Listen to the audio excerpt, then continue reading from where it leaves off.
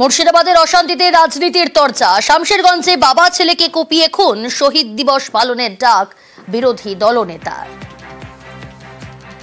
শহীদ দিবস পালনের ডাক বিজেপির। মুর্শিদাবাদে যে অশান্তির ঘটনা, অশান্তিতে রাজনীতির চর্চা। শামশেরগঞ্জে বাবা ছেলেকে কুপিয়ে খুন, শহীদ দিবস পালনের ডাক বিরোধী দলনেতার।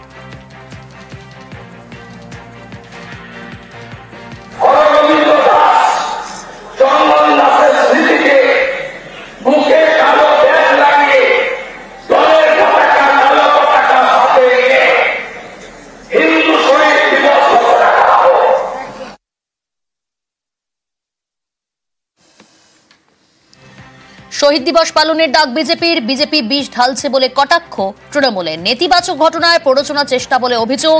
বিজেপিকে আক্রমণ কুণাল ঘোষের। পাঁজি পুঁথিগুলো নতুন করে লেখে নাকি? এই রোজ একটা করে দিবস হতে পারে, প্রত্যেকটা একটা ঘটনার দিবস আছে। সবসময় যদি একটা না একটা কিছু করে আরো সেটাকে সেই অতীতের খারাপ ঘটনাকে নতুন করে বিষ ঢালার কাছে ব্যবহার করা হয়, তাহলে সেই দিবস পালনের সার্থকতা থাকে না।